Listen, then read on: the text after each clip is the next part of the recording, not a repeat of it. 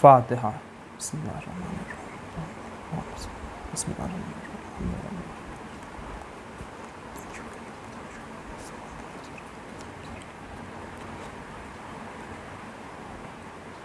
اللہم صلی علی محمد وعلی محمد۔ اعوذ باللہ من الشیطان الرجیم، بسم اللہ الرحمن الرحیم۔ الحمد للہ رب العالمین، والصلاة والسلام علی اشرف الانبیاء والمرسلین، سیدنا و نبینا و شفیعنا و مولانا ابو القاسم محمد، اللہم صلی علی محمد وآل محمد وعجل فرجہ، وعلی آلہ الطیبین الطاہرین، ولعنۃ اللہ علی اعدائہم اجمعین۔ اما بعد فقد قال اللہ تبارک و تعالی فی کتابہ الکریم، بسم اللہ الرحمن الرحیم، وحسن اولئک رفیقا، صلوات اللہم صلی علی محمد وآل محمد وعجل فرجہ۔ آپ تمام لوگوں سے گزارش ہے کہ ایک مرتبہ سورہ الحمد، 3 مرتبہ سورہ اخلاص کی تلاوت فرما کر مرحوم ذاکر حسین ابن سید اسد الدین حیدر مرحوم کی روح کو اصال کریں۔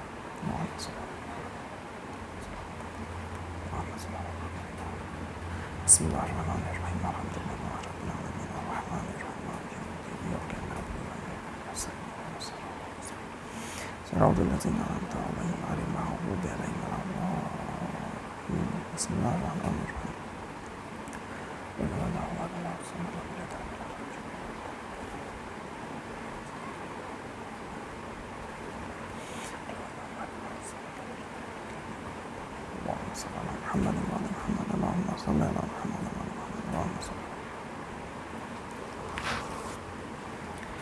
خداوند عالم نے اپنی کتاب قرآن کریم کے اندر بہت سارے گروہ کے بارے میں بیانات فرمائے، بہت سارے گروہوں کا تذکرہ ہے۔ کچھ ایسے گروہ ہیں کہ جو حق پر ہیں، کہ جنہیں اللہ کہتا ہے کہ یہ حق پہ ہیں۔ کچھ ایسے لوگ ہیں جو حق پر نہیں ہیں، باطل پر ہیں، خدا انہیں یہ کہتا ہے کہ فلاں کا راستہ غلط ہے۔ کچھ لوگوں کو اللہ مومن کہتا ہے، کچھ لوگوں کو محسن کہتا ہے۔ کچھ ایسے لوگ ہیں کہ جنہیں اللہ یہ کہے کہ فلاں کے لیے جہنم ہے، فلاں کے لیے جنت ہے۔ یہ ساری چیزیں اعمال سے متعلق ہیں انسان کے، کہ انسان کس طریقے کا عمل انجام دے گا اس دنیا میں، اس سے متعلق وہ ہے جو انسان کو مرنے کے بعد حاصل ہوگا۔ لیکن جس آیت کو میں نے عنوان قرار دیا، اس میں خداوند عالم صرف اس انسان کا انجام نہیں بتا رہا ہے، بلکہ یہ بتا رہا ہے کہ فلاں عمل انجام دینے والا انسان کس کے ساتھ موجود ہوگا آخرت میں یا اس دنیا کے بعد، اس کے رفیق کون ہوں گے۔ اور اللہ یہ کہہ رہا ہے کہ کتنے بہترین رفیق ہیں جو اس شخص کے ہوں گے۔ کس کے لیے؟ کہ قرآن کریم میں سورہ نساء آیت نمبر 69 میں خدا بیان کر رہا ہے کہ اور جو اللہ اور رسول کی اطاعت کرے، صلی اللہ علیہ وسلم، کہ جو اللہ اور اس کے رسول کی اطاعت کرے وہ کس کے ساتھ ہوگا؟ خدا کہہ رہا ہے وہ صدیقین، گواہوں، صالحین کے ساتھ ہوگا اور انبیاء کے ساتھ ہوگا۔ اور پھر اللہ کہہ رہا ہے کہ جن پر اللہ نے انعام کیا ہے، یعنی ان 4 لوگوں پر اللہ نے انعام کیا، اور اس کے بعد یہ لوگ کیا ہی اچھے رفیق ہیں۔ یعنی خدا یہ بتا رہا ہے کہ کتنے اچھے ساتھی ہوں گے اس انسان کے۔ کس کے لیے؟ کہ جو اللہ اور اس کے رسول کی اطاعت کرے۔ اس آیت کے ذیل میں بلاغ القرآن کے اندر یہ ملتا ہے کہ مختصر حاشیے میں کہ شیخ طوسی علیہ الرحمہ فرماتے ہیں کہ یہ جو آیت ہے یہ ایک اس فرد سے متعلق ہے انصار میں سے جو رسول خدا صلی اللہ علیہ وسلم، اللہم صلی اللہ محمد وعلی محمد، رسول خدا کے پاس آیا اور آنے کے بعد یہ کہا کہ یا رسول اللہ میں آپ کی خدمت میں حاضر ہوا، اور اس نے عرض کیا یا رسول اللہ میں آپ کی جدائی برداشت نہیں کر سکتا، اور اس نے کہا کہ میں اپنے کاموں کو چھوڑ کے آتا ہوں آپ سے ملاقات کرنے، اور آپ کی یاد، رسول خدا کی یاد میں کس قدر وہ بے چین رہتا تھا، اس بے چینی کا اظہار کیا اس نے رسول خدا سے کہ آپ اپنے کاموں کو چھوڑ کے آتا ہوں اور محبت بھری نگاہوں سے آپ کا دیدار کرتا ہوں۔ تو مجھے یہ خیال آیا کہ قیامت کے دن آپ صلی اللہ علیہ وسلم تو جنت میں کہاں ہوں گے؟ اعلیٰ علیین میں ہوں گے، تو وہاں آپ کی زیارت کیسے ہوگی؟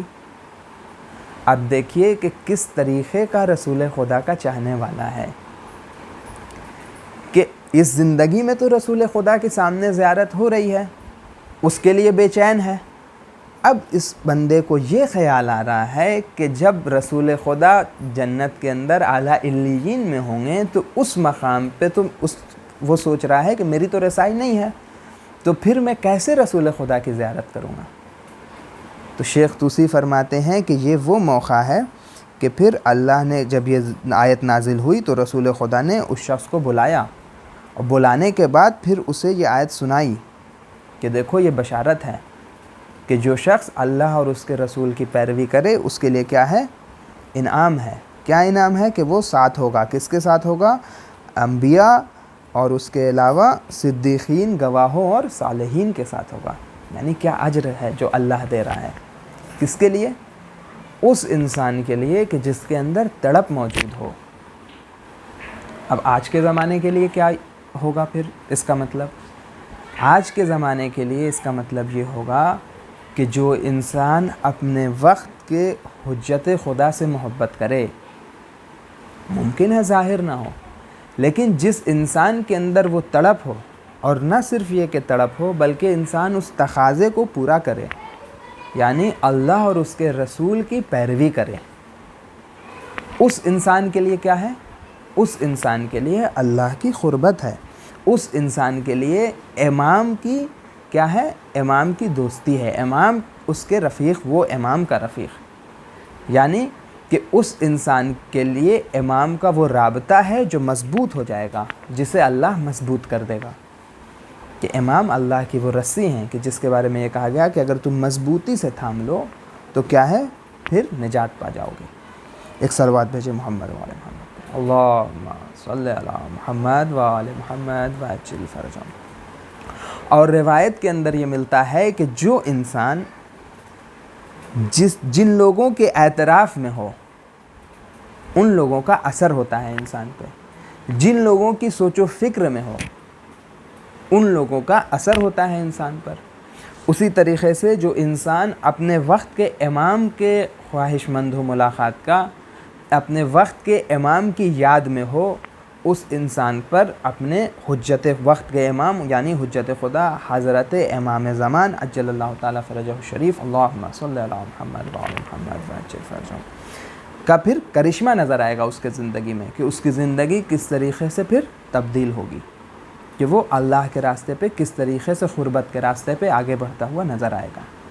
یعنی اس آیت کے ذیل میں، اور اس آیت کو اس طریقے سے بھی اس کی ایک تفسیر بیان کی جاتی ہے کہ اس کے اندر جو رفیق کہا گیا وہ اصلاً امام زمان عجل اللہ تعالیٰ فرجہ الشریف ہیں۔ یہ بھی ایک تفسیر موجود ہے کہ رفیق کون ہے؟ امام زمان عجل اللہ تعالیٰ فرجہ الشریف، یعنی جس انسان کو بھی امام کی قربت چاہیے، امام کی نزدیکی چاہیے، امام سے رابطہ مضبوط کرنا انسان کی اگر خواہش ہے تو پھر اسے چاہیے کیا کرے؟ اپنے ذہن کو بیدار کرے، اللہ اور اس کے رسول کی پیروی کرے، اس راستے پہ چلے۔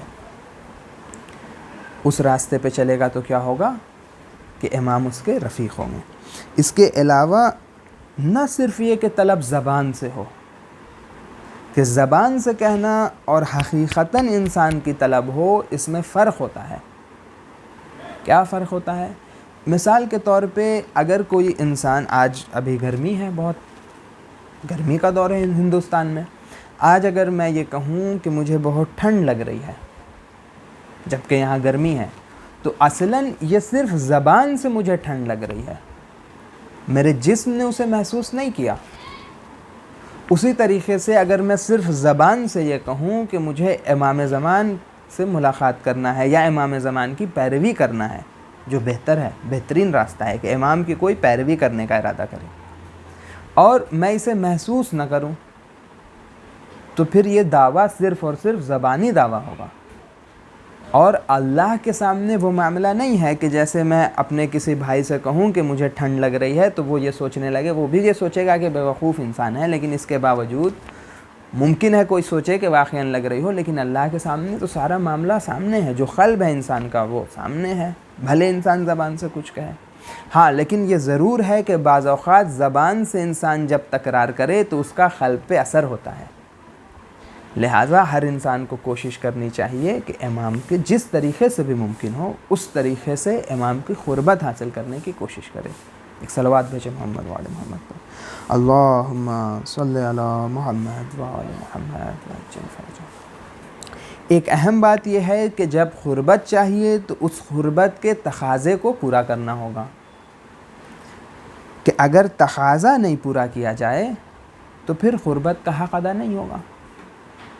علماء جب اس کو بیان کرتے ہیں تو بعض اوقات سخت باتیں بھی بیان کی جاتی ہیں، تو اس کے اندر یہ کہا جاتا ہے سخت باتوں میں کہ اپنے دور کے ظالم نے بھی، امام کے دور کے ظالم نے بھی امام کا چہرہ دیکھا تھا، امام کی زیارت کی تھی، لیکن معرفت نہیں تھی، لہٰذا معرفت درکار ہے۔ امام کی پیروی کے لیے امام کے راستے پر چلنا درکار ہے، نہ یہ کہ صرف انسان امام کو دیکھنے کی خواہش رکھے یا صرف زبانی دعویٰ کرے۔ البتہ بات سخت ہے لیکن اس پر غور و فکر کرنا چاہیے انسان کو۔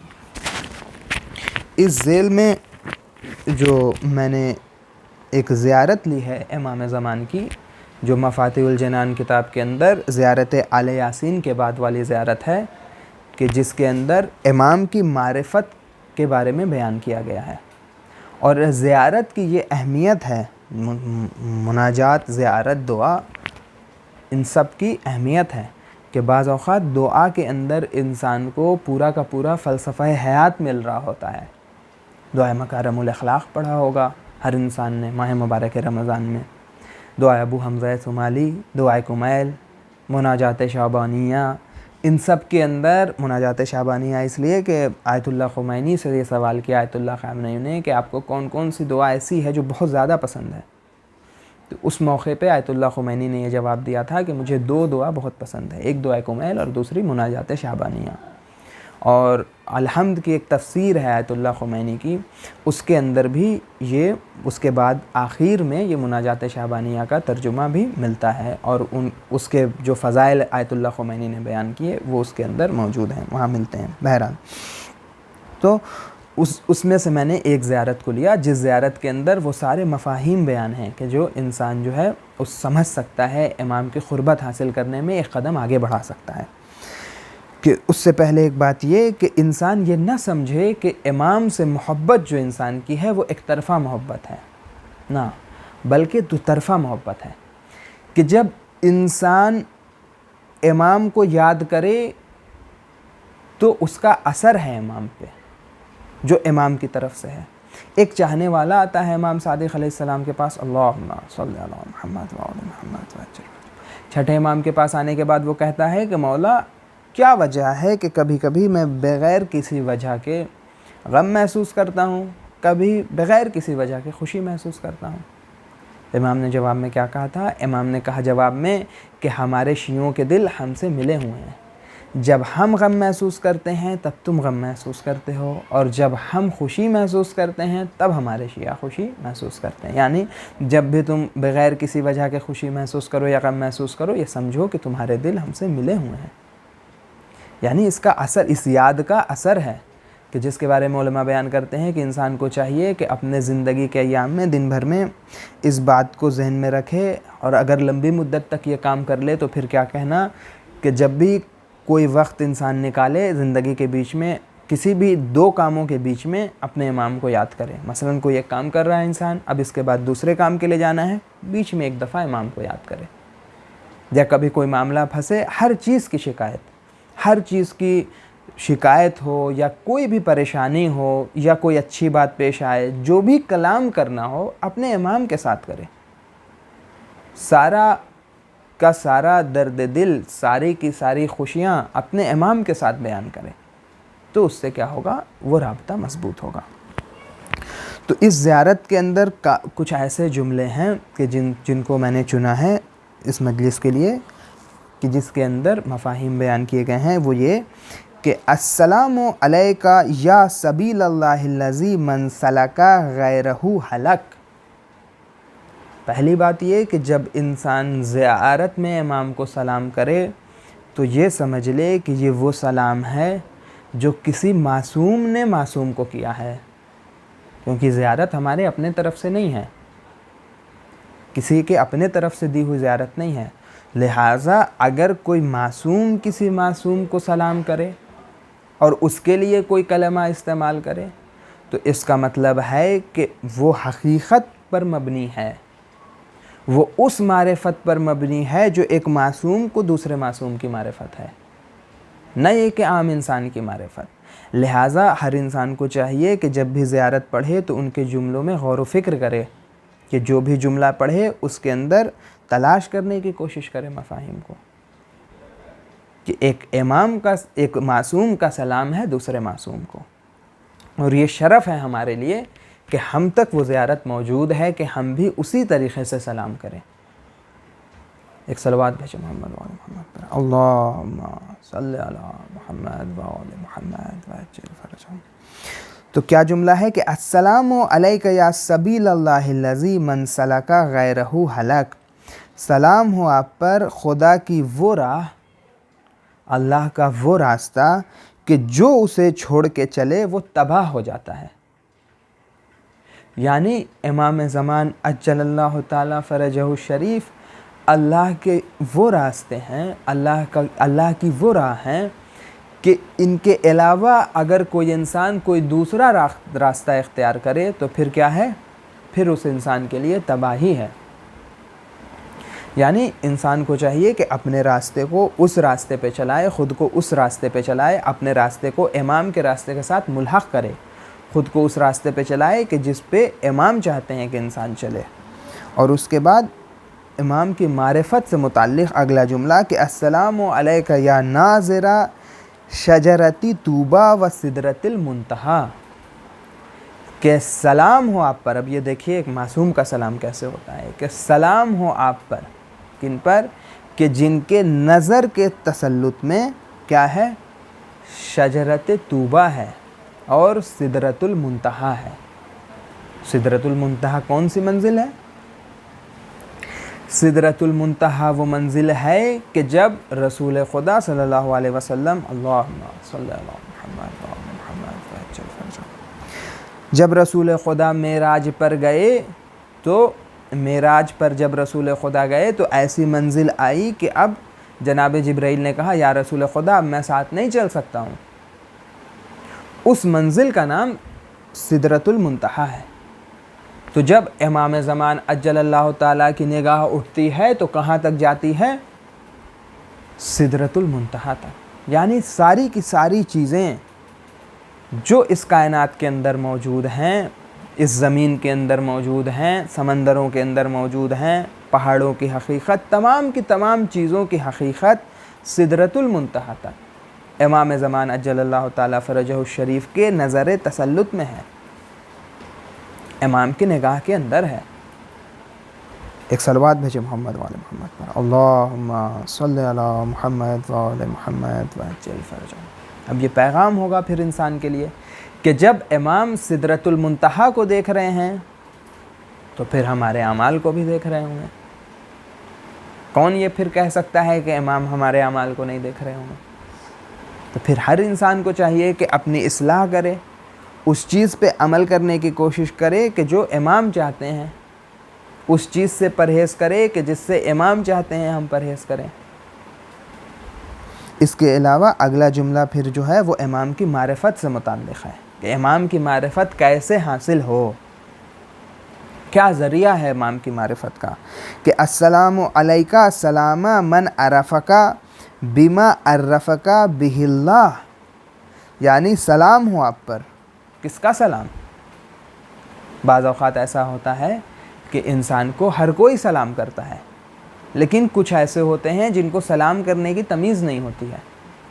مثال کے طور پہ اگر میں کسی عالم دین سے ملوں تو میرے سلام کرنے کا طریقہ کیا ہوگا؟ انتہائی ادب و احترام کے ساتھ انسان سلام کرے گا۔ اس طریقے سے امام کو کس طریقے سے سلام کیا جائے؟ تو امام کے سلام کے لیے کہا کہ سلام ہو آپ پر۔ کس کا سلام؟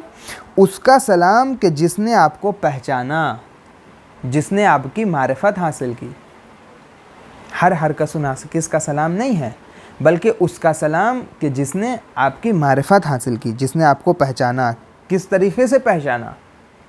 پہچاننے کا طریقہ کیا ہے؟ کہ جیسے خدا نے آپ کی پہچان کرائی، یعنی اللہ نے پہچان کرائی، نہ یہ کہ انسان یہ کہے کہ فلاں مجلس سے معرفت حاصل ہو گئی، نہ فلاں کتاب کے اندر معرفت ہے۔ ہاں، کتاب ذریعہ ضرور ہے، لیکن معرفت جو حاصل ہوگی امام کی، وہ کہاں سے حاصل ہوگی؟ اللہ کی جانب سے۔ خدا سے دعا کرے انسان کہ اللہ انسان کو امام زمانہ جل اللہ تعالیٰ فرجہ الشریف کی معرفت کے راستے پر ثابت قدم رکھے، آگے بڑھائے۔ کہ دعا کے اندر جو چھٹے امام کی دعا ہے غیبت کے زمانے کی، کہ انسان کیا دعا کرے؟ اللہم عرفنی، آخری جملہ اس دعا کا، اللہم عرفنی حجتک فإنک ان لم تعرفنی حجتک ضللت عن دینی۔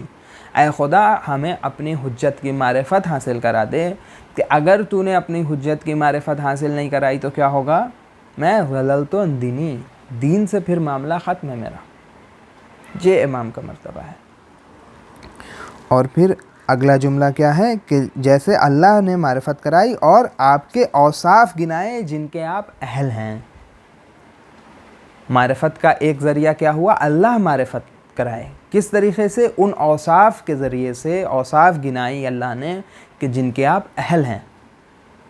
کون سے اوصاف؟ تو اس زیارت کے اندر امام کے 4 اوصاف موجود ہیں، 4 صفت ہے امام کی اس کے اندر، کہ جس کے سلسلے میں ایک صفت کے ذریعے سے گفتگو کروں گا۔ وہ یہ کہ اگلا جملہ یہ، ایک صلوات بھیجے محمد وآل محمد پر، اللہم صلی علی محمد وآل محمد وعجل فرجہم، کہ اسی زیارت کا جملہ وہ 4 اوصاف جس کے اندر موجود ہیں کہ وَأَنَّكَ خَازِنُ كُلِّ علم، کہ یقیناً آپ تمام علوم کے خزینہ ہیں۔ تمام علوم کے خزینہ ہیں یعنی کیا؟ خازن کل علم۔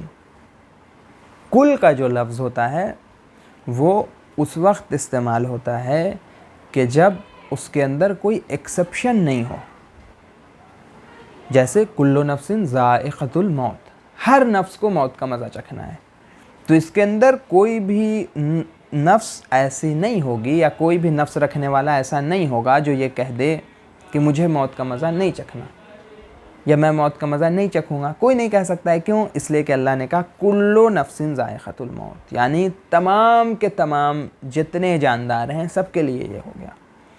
اسی طریقے سے اگر یہ کہا جائے خازن کل علم، کہ امام زمانہ جل اللہ تعالیٰ فرجہ الشریف تمام کے تمام علوم کا خزینہ ہیں، یعنی جتنا بھی علم ممکن اور موجود ہے وہ تمام کا تمام علم جو ہے وہ امام تک منتقل ہوا ہے، رسول خدا کے ذریعے سے یا امام علی علیہ السلام کے ذریعے سے اور اللہ کے ذریعے سے۔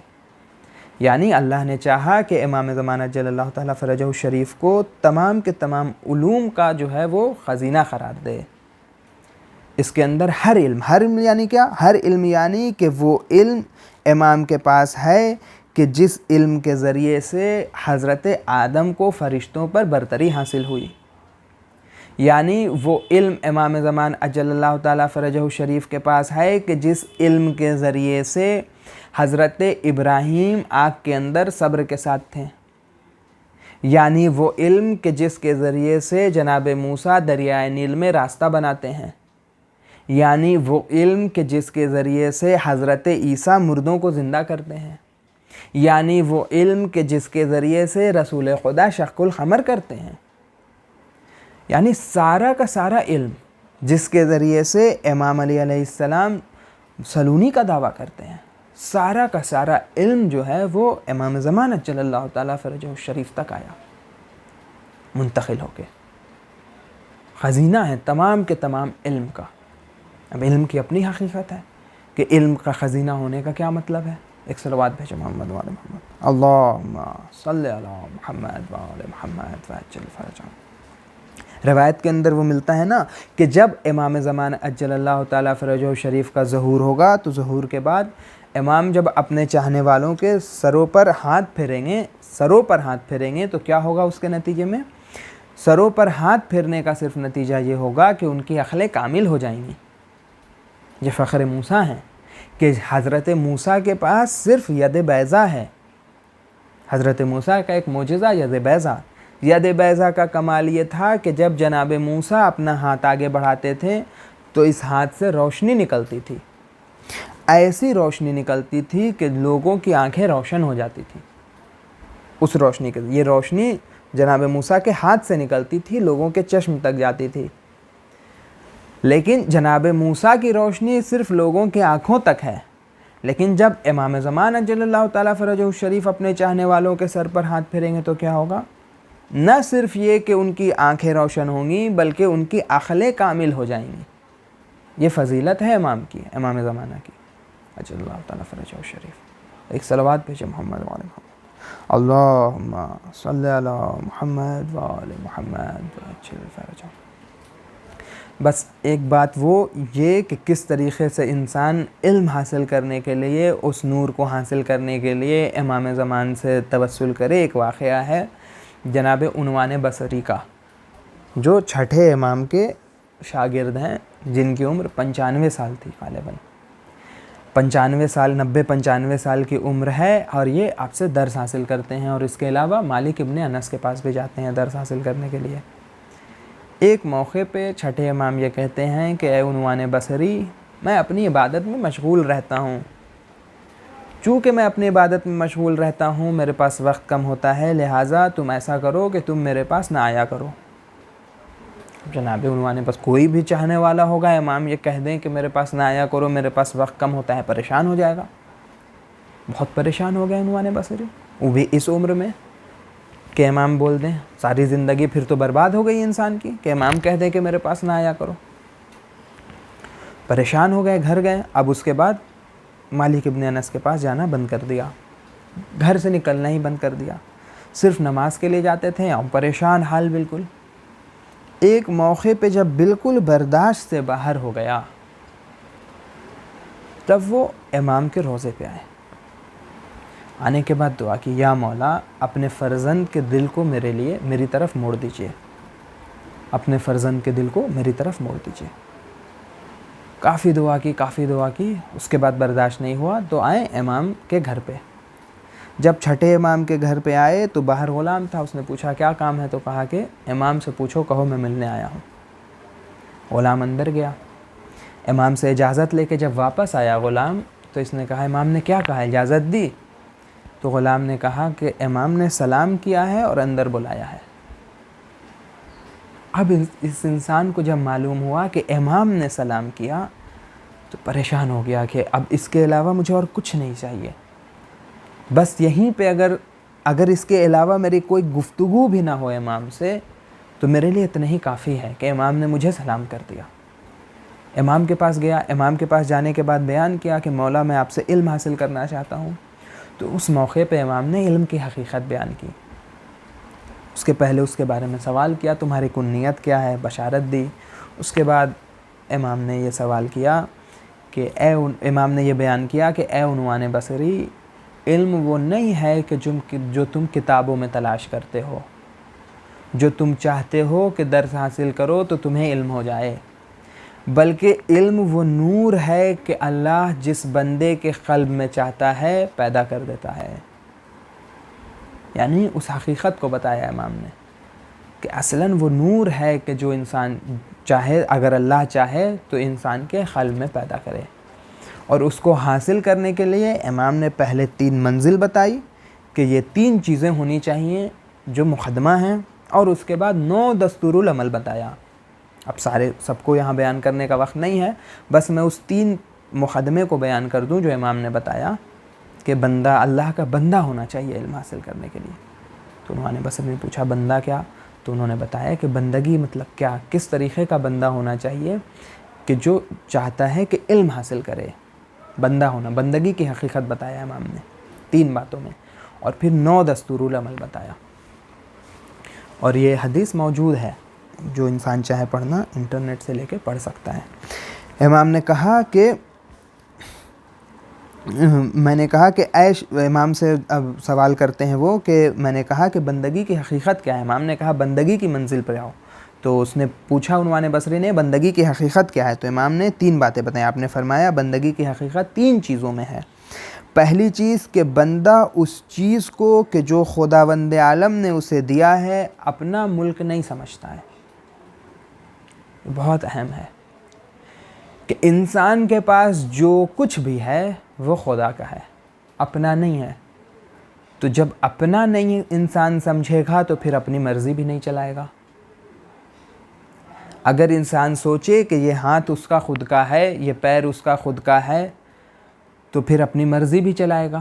لیکن انسان یہ سوچے کہ یہ اللہ کا ہے اور نعمت انسان کو دیا اللہ نے اس دنیا کے اندر کہ اس کو استعمال کرو. اگر انسان اس طریقے سے سوچے تو پھر اس عمل کو انجام دے گا جو اللہ چاہتا ہے.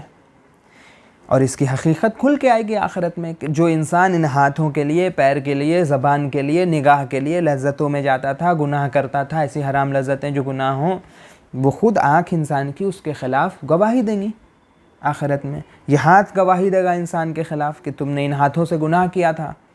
اس روز انسان کے سامنے یہ راز کھلے گا کہ یہ ساری کی ساری چیزیں اللہ کا لشکر تھیں، میں نے اسے اپنا سوچ لیا تھا. لہٰذا انسان کو چاہیے کہ اسی زندگی کے اندر کیا کرے، اس حقیقت کو سمجھے کہ جو کچھ بھی انسان کے پاس ہے وہ اللہ کا لشکر ہے. ایک صلوات بھیجے محمد و آل محمد پر. اللہم صلی علی محمد و آل محمد وعجل فرجہم. دوسری بات یہ کہا کہ اپنے امور میں انسان خود کو ناتواں اور ضعیف سمجھے. یہ نہ سمجھے کہ اپنے امور کا خود مالک ہے، بلکہ اللہ کو مالک و مختار جانے. خود کیا کرے پھر؟ جب امور میں خود کو ذمہ دار نہیں سمجھے تو خود پھر انسان کی کیا ذمہ داری آئی؟ تو تیسرے مرحلے میں امام کہتے ہیں کہ اپنے آپ کو اللہ تعالیٰ کے اوامر و نواہی کے بجا لانے میں مشغول رکھے، کہ جس پہ خدا نے کہا چلو اس راستے پہ چلے، جس سے خدا نے منع کر دیا اس سے دور ہو جائے. یہ انسان کی ذمہ داری ہے. باقی پھر انسان کے امور کا ذمہ دار اللہ ہے. اور پھر جو حقیقت ہے انسان کی کہ مالک کون ہے، تو مالک پھر خدا ہے. اس بندگی کی حقیقت کو جانے انسان پھر علم حاصل کرنے کی طرف آئے، پھر اس نور کی طرف آئے جو میں بار بار یہ کہہ رہا ہوں کہ نور ہے اصلاً حقیقت. جو امام کے لیے کہا گیا خازن و کل علم، اس کا مطلب یہ نہیں ہے کہ سارے دنیا کی صرف انفارمیشن ہے امام کے پاس، نہ، صرف انفارمیشن کی بات نہیں ہے بلکہ اس نور کی بات ہے. یہ قلبی کیفیت کی بات ہے کہ جو بیان کی جا رہی ہے. اور عام انسان کے لیے بھی خداوند عالم نے یہ قانون بیان کیا. سورہ بقرہ کے اندر موجود ہے آیت نمبر 282 میں کہ خدا سے ڈرتے رہو اور خدا تمہیں تعلیم دیتا ہے اور اللہ ہر چیز کا علم رکھتا ہے. یعنی قانون بیان کر دیا کہ جو کوئی اللہ سے ڈرے اللہ پھر کیا کرے گا؟ اللہ سارا علم رکھتا ہے، تمہیں تعلیم دے گا. تو اس علم کو انسان سمجھے، اس نور کے پیچھے جائے. اور یہ نور امام سے کیسے حاصل ہو، کیسے امام کے رابطے سے اس نور کے جانب انسان جا سکتا ہے؟ خود زیارت آل یاسین کے بعد ایک دعا ہے، اس دعا کے اندر دیکھیے کس کس طریقے سے نور کی بات ہے، کن کن چیزوں میں، نہ صرف علم میں، بلکہ اس دعا کے اندر اس دعا کا ترجمہ یہ ہوا کہ میرے دل کو نور یقین اور سینے کو نور ایمان سے بھر دے خدا. اور پھر وفکری نور النیات، فکر کو جو نیت ہے اس کو نور سے روشن کر دے. وعزمی نور العلم، اس کے عزم کو علم کے نور سے روشن کرے. وقوتی نور العمل، اور انسان کی قوت کو نور عمل سے روشن کرے. میری زبان کو نور صداقت، و لسانی نور الصدق، و دینی نور البصائر، ہر چیز کے بارے میں نور. اور اس کے بعد و بصری نور الضیاء، و سمعی نور الحکمہ، ہر چیز میں، سننے میں نور، بولنے میں نور، ہر چیز میں نور طلب کیا گیا زیارت آل یاسین کے بعد. کیوں؟ کہ امام کے ذریعے سے حاصل ہونا ہے، امام کے ذریعے سے انسانوں کو ان منزلوں کو طے کرنا ہے. ایک صلوات بھیجے محمد و آل محمد پر. اللہم صلی علی محمد و آل محمد وعجل فرجہم. علماء اس کو اس طریقے سے بیان کرتے ہیں کہ ہر چیز میں، ہر ایسپیکٹ میں بیان کرنے کا مطلب یہ ہے کہ انسان اس بات پہ غور و فکر کرے، اس بات کو سوچے کہ جس لشکر کے لیے 1100 سال انتظار کیا گیا، یعنی امام کے لشکر کے لیے، اس لشکر میں ایسے لوگ نہیں ہوں گے جن کا بولنا کوئی بھی بولنا ہو، نہ، پھر اس کے لیے نورانیت درکار ہے۔ وہ لوگ ایسے نہیں ہوں گے کہ جن کی سماعت کیسی بھی سماعت ہو، کہ جن کا دیکھنا کیسا بھی دیکھنا ہو، جن کا علم کس طریقے کا بھی علم ہو، نہ، پھر اس کے لیے وہ نور درکار ہے کہ جو امام کے ذریعے سے انسان حاصل کرے اور تیاری کرے، کہ ایسا نہ ہو کہ انسان تیاری کرے کہ اس لشکر میں شامل ہونا ہے اور 1100 سال سے انتظار ہے اس بات کے لیے کہ ایسے لوگ تیار ہوں کہ جن کے قلب پاک ہوں تکبر سے، پاک ہوں غرور سے، پاک ہوں برائیوں سے، اخلاقی برائیوں سے پاک ہوں، صاف و شفاف قلب والے ہوں، صاف و شفاف ذہنیت والے ہوں۔ ایک صلوات بھیجے محمد و آل محمد پر۔ اللہم صلی علی محمد و آل محمد وعجل فرجہم۔ اور عام انسان کی مثال ہم جیسوں کی، بولنے والا بھی اس کے اندر شامل ہے، کہ مثال ایسی ہوتی ہے کہ ہم کچھ روز عمل کر کے یہ جب سوچنے لگتے ہیں کہ ہماری زندگی اب بہت اچھی چلنے لگی، ہر اس بات پہ عمل کر رہے ہیں جو عین حقیقت ہے، لیکن امتحان کے دور پہ قدم لڑکھڑا جاتے ہیں۔ علامہ طباطبائی اپنی کتاب سیر و سلوک میں بیان کرتے ہیں کہ جو انسان کچھ راستہ، کچھ گام آگے بڑھنے کے بعد یہ سوچ لے کہ اب صحیح راستے پہ آ چکا ہے، اب اس کے قلب سے پریشانی یا خرابی دور ہو چکی ہے، اس کی مثال ایسی ہے کہ جیسے حوض کے اندر پانی ہو۔ حوض کے اندر پانی کا کیا ہوتا ہے کہ اگر آپ اس پانی کو چھوڑ دیں تو اس کی ساری گندگی اس کے اندر تہہ میں چلی جاتی ہے، ساری کی ساری گندگی دب جاتی ہے، لیکن گندگی موجود ہے۔ اب ایک موقع آئے گا کہ اس پانی میں کوئی پتھر مارے یا اس پانی کو کسی چیز سے اگر چلایا جائے تو پھر ساری کی ساری گندگی ابھر کے باہر آ جاتی ہے۔ تو ایسا نہ ہو کہ انسان اپنی گندگی کو، اپنی قلب کی خرابیوں کو چھپا لے، دبا لے، ختم کر دے، اندر دبا کے رکھے اور یہ سمجھے کہ انسان صحیح راستے پہ آ چکا ہے، نہ، بلکہ ایک ایک خرابیوں کو پکڑے، ایک ایک خرابیوں کی تلاش میں جائے اور پھر اس کے بعد کیا کرے، جب معلوم چلے کہ یہ خرابی ہے تو اس کو مکمل طور سے مٹانے کی کوشش کرے۔ ایسا نہ ہو کہ اس حوض کے پانی کی سی مثال ہو جائے۔ ایک صلوات بھیجے محمد و آل محمد پر۔ اللہم صلی علی محمد و آل محمد وعجل فرجہم۔ اس باطنی حقیقت کو سمجھنا ہوگا انسان کو، اس باطنی حقیقت کے پیچھے جانا ہوگا۔ کیوں؟ اس لیے کہ ظاہر بینی، صرف ظاہر کو دیکھنا، اس نے ہمیشہ نقصان پہنچایا ہے۔ ہر موقع پہ نقصان ہوا ہے اس کا کہ جس نے صرف ظاہر کو دیکھا۔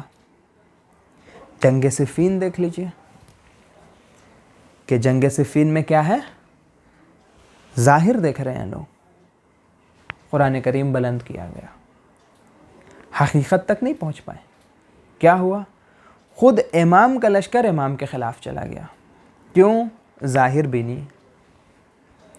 باطن جو ہے چونکہ وہ صاف نہیں ہے لہٰذا بصیرت نہیں ہے، چونکہ بصیرت نہیں ہے لہٰذا حقیقت نہیں دیکھ پا رہا ہے انسان، بلکہ خود قرآن کریم کے اندر واقعات موجود ہیں کہ لوگوں نے ظاہر بینی سے کام لیا اور نقصان میں رہے۔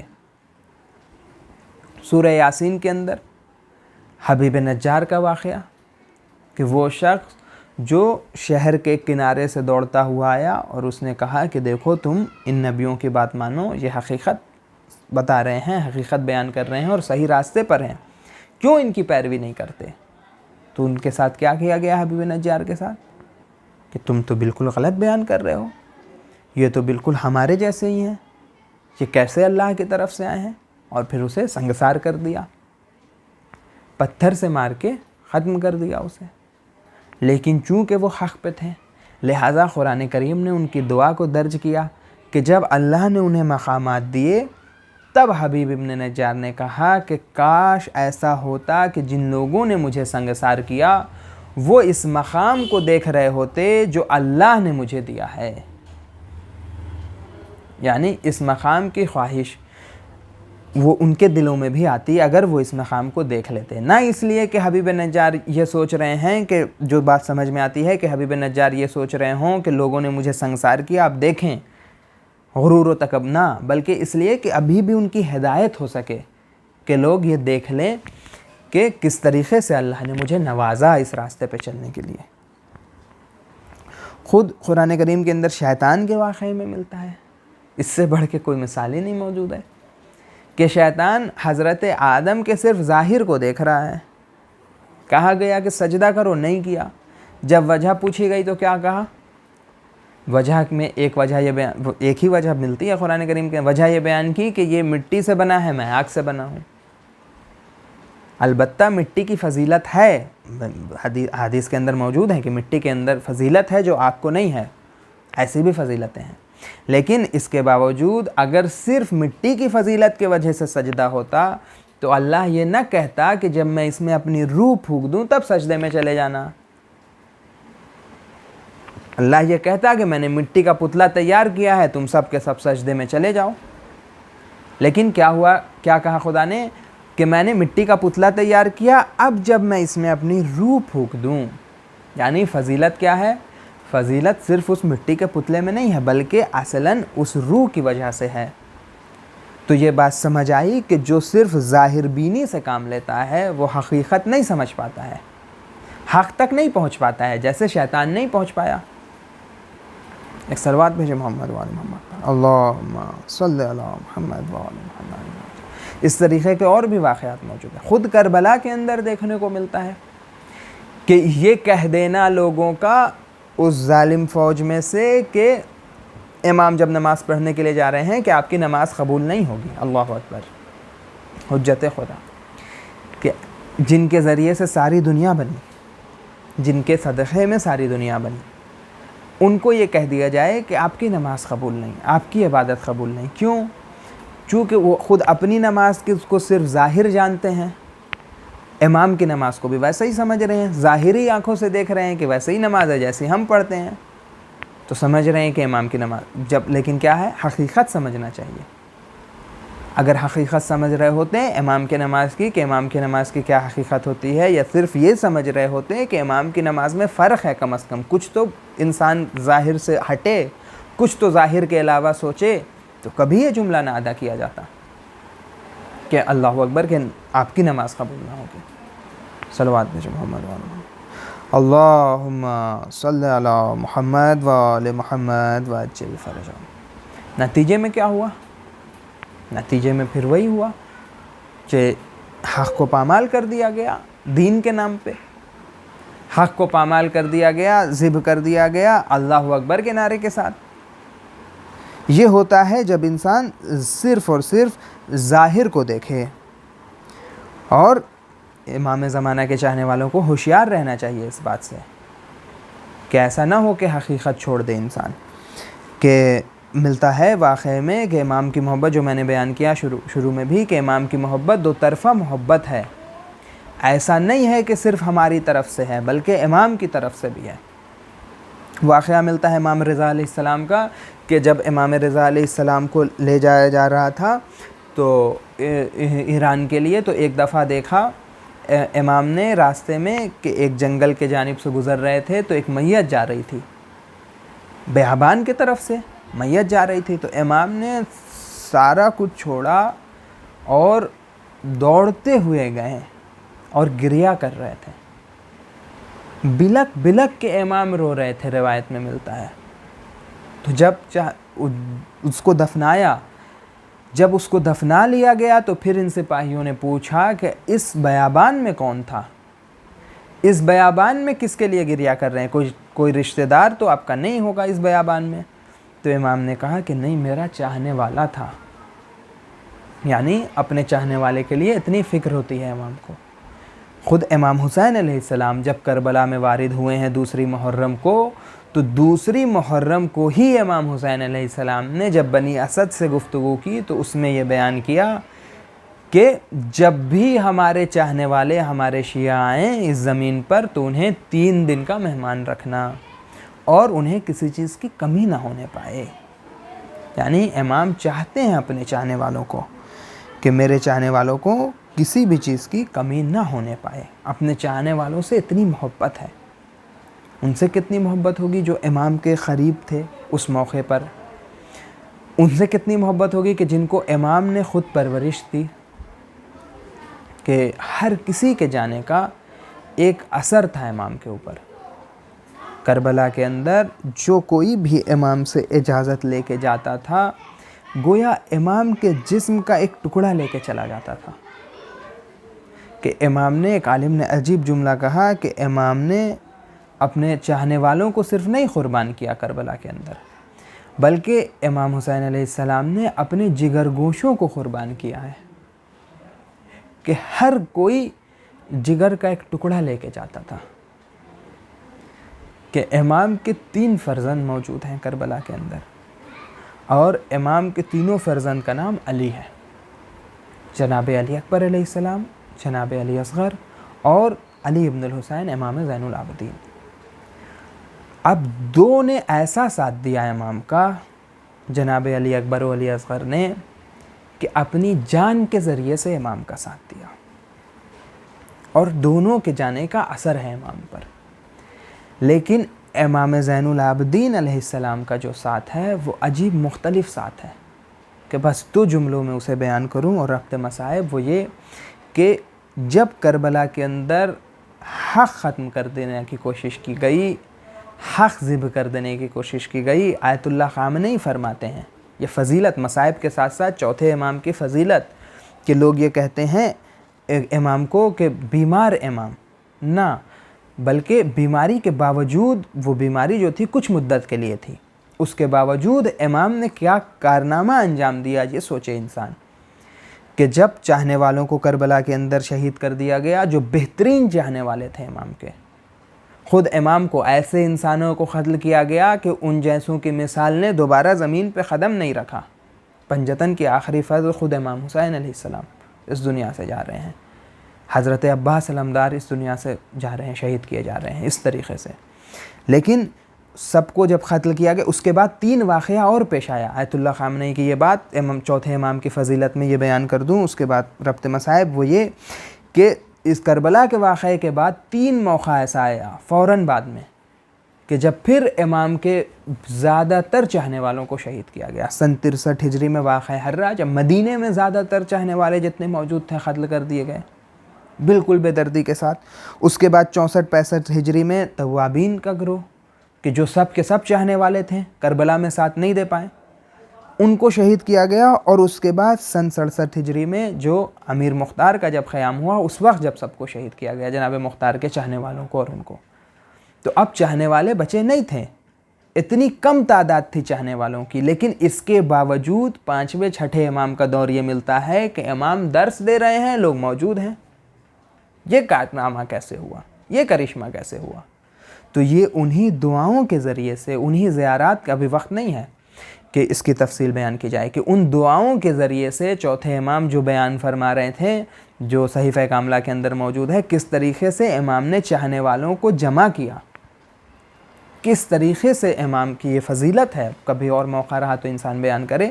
لیکن امام حسین علیہ السلام نے قربانی دی اپنے دونوں فرزند کی کربلا کے اندر, اور تیسرے فرزند چوتھے امام زین العابدین علیہ السلام نے کس طریقے سے آپ کا ساتھ دیا. 2 فرزند نے کربلا میں, اور امام نے کربلا کے بعد کس طریقے سے ساتھ دیا. کہ امام زین العابدین علیہ السلام کا مصائب عجیب مصائب, کہ کس طریقے سے رخصت ہوئے. جب جناب علی اصغر سے رخصت ہوئے, جب جناب علی اکبر, تینوں کا الگ الگ اثر ہے امام حسین پر. کہ جب جناب علی اکبر سے رخصت ہوئے تو کیا کہا آسمان کی طرف نگاہ کر کے کہ اے اللہ میں اب اسے بھیج رہا ہوں جو تیرے نبی کے مثل تھا اس زمین پر, شباہت رکھتا تھا تیرے نبی سے, پیچھے پیچھے چلے کسی روایت کے مطابق. اور جب جناب علی اکبر کو رخصت کیا تو کیا کہا, الدنیا بعدک الافا, میرے بچے علی اکبر تیرے بعد اس دنیا میں اب کچھ نہیں رہا, الدنیا بعدک الافا. جب جناب علی اصغر کو رخصت کیا تو انا للہ و انا الیہ راجعون, اس طریقے سے کہ جب خبر بنائی جناب علی اصغر کی تو اب کچھ پانی کا خطرہ موجود نہیں ہے, لیکن امام نے گریہ کیا. اس طریقے سے گریہ کیا کہ آپ کے گریہ سے خبر تر ہوئی، اس طریقے سے رخصت کیا۔ اور جب اپنے تیسرے فرزند امام زین العابدین علیہ السلام کے پاس آئے رخصت کے لیے، تو گویا روایت کے اندر ملتا ہے کہ امام اس طریقے سے خون کے اندر غلطہ تھے لاشیں اٹھاتے ہوئے کہ امام نے دیکھا، چوتھے امام نے، اور دیکھنے کے بعد پہلا سوال یہ کیا کہ اے بابا یہ حال آپ کا، اے بابا میرا عباس کہاں ہے؟ فوراً امام حسین نے کہا قتل کر دیے گئے۔ اے بابا علی اکبر کہاں؟ قتل کر دیا۔ لگاتار سوال کرتے رہے چوتھے امام، لیکن جب اون و محمد کی باری آئی، جناب قاسم کی باری آئی، اون و محمد کی باری آئی، ایک مرتبہ امام حسین نے کہا کہ اے بیٹا بس یہ سمجھو کہ اب مرد میں صرف میں ہوں اور تم ہو، کہ جس کو مولانا صادق حسن صاحب پڑھتے ہیں کہ امام حسین نے معاملہ یہیں پر روک دیا جناب اون محمد پر، ورنہ فوراً چوتھے امام یہ سوال کر رہے ہوتے کہ اے بابا یہ بتائیے میرا بھیا علی اصغر کہاں گیا؟ اے لوگوں، وہ موقع بھی آیا کہ جب مولا حسین جنگ کرنے کے لیے گئے اور ایک موقع پر جب گھوڑے پر سنبھل نہ سکے زمین کربل پر آئے اور سر و تن میں جدائی کی گئی۔ اے لوگوں، ایک مرتبہ جناب فضہ آئیں، آنے کے بعد کہا اے بیٹا سید سجاد یہ دیکھو کیسی قیامت برپا ہے۔ اب جو سید سجاد نے خیمے کا پردہ ہٹایا، السلام علیکہ یا ابا عبداللہ، السلام علیکہ یا ابن رسول اللہ، کس طریقے سے سلام کیا ہوگا اپنے بابا کو۔ اے لوگوں محسوس کرو اس دور کو، اس موقع کو کہ جب ایک ایک کر کے سب لوگ آتے تھے، بنی اسد والے آئے اپنے جنازوں کو لے کے گئے، جناب حر کے قبیلے والے آئے، کہا کہ حر کا لاشا پامال نہیں ہونے دیں گے، جناب حر کے قبیلے والے ان کا لاشا لے کے گئے، حبیب ابن مظاہر کے قبیلے والے آئے ان کا لاشا لے گئے۔ ایک مرتبہ ایک بی بی نے کہا کہ اے لوگوں سب کا کوئی وارث ہے، سب کے لاشوں کو اٹھا کے لے جاتے ہو، میرے حسین کا کوئی وارث نہیں کیا؟ کس طریقے سے جناب سید سجاد نے اس جملے کو محسوس کیا ہوگا۔ اس کے بعد جب وہ موقع آیا کہ 11 محرم کو جب یہ قافلہ چلا ہے تو وہ فرزند ہیں سید سجاد کہ جن کے ہاتھوں میں ہتھکڑیاں ہیں، پیروں میں بیڑیاں ہیں، گلے میں خاردار طوق ہے، اور اپنے بابا کے جنازے کے سامنے سے گزرے لیکن غسل و کفن نہ دے سکے۔ الا لعنۃ اللہ علی قوم الظالمین۔ اب تمام لوگوں سے گزارش ہے کہ ایک مرتبہ سورہ الحمد، 3 مرتبہ سورہ اخلاص کی تلاوت فرما کر ذاکر حسین ابن سید اسد الدین حیدر مرحوم کی روح کو سال کرا۔ اللہم صلی اللہ علیہ وسلم، اللہم صلی اللہ علیہ وسلم، بسم اللہ الرحمن الرحیم۔